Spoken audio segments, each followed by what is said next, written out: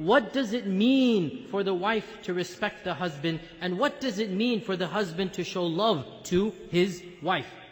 Much of what I'm going to say, it actually comes from a very interesting book that I recommend all of you to read. It was written by a self-proclaimed ex-feminist. She went through, I think, 3 marriages. I forgot now exactly how many. She married, divorced, and she said something must be wrong. Something's not working. She thought she's a nice girl, she's a nice woman. Why aren't my marriages working? So she decided to leave her feminism and to accept a different philosophy of life. And she wrote a book about this, and I encourage you to read this book. It is called The Surrendered Wife by Laura Doyle. The Surrendered Wife. It's on the Amazon bestsellers list, you'll find it. And she herself said, I used to be a feminist, but then I changed my attitude, changed my perspective, and I have never been happier in my life. And her husband is loving her. Her husband it's a great marriage. They're a great couple together. She's been married for more than a decade, and she decided to write about her own experiences, and she called it The Surrendered Wife. She says that when the wife shows that respect to her husband, when she trusts her husband, when she shows that husband that I know you'll take care of me, I know you'll do your job, guess what? Amazingly, he actually does do his job. When she lets go of power and control, when she stops trying to be the boss and domineering, double guess, second guess every single statement he says, try to be maneuvering, manipulative, when she simply trusts him and allows him to be who he is, and that is her husband, what happens? He begins showing her the compassion, the romance, the love, the admiration that she herself craves.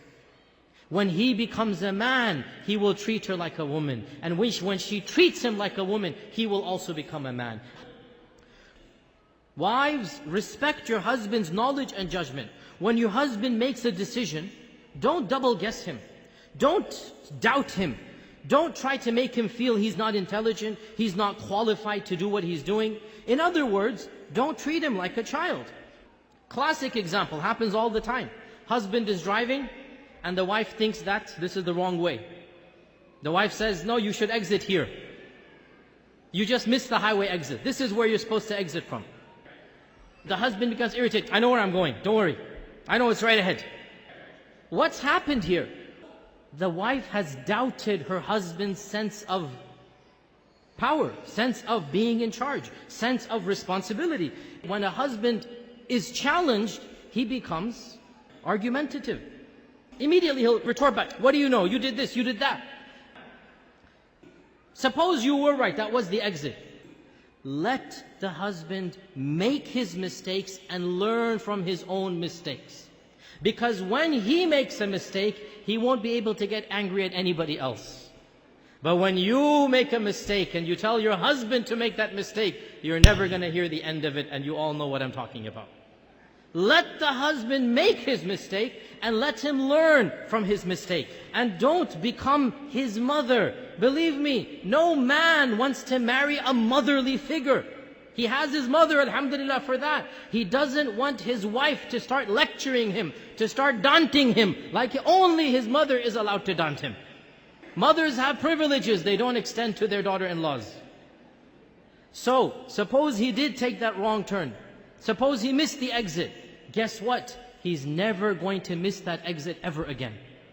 He's learned from his mistake. And the fact that you didn't put it in his mind, you were just quiet, you let him do his decision, khalas, no big deal. Next time it's not going to happen. So what if you arrive at the party 5 minutes late? I mean, we all arrive 20, 30 minutes late. It's part of being Desi and Muslim. What's the big deal? It's not going to be the end of the world.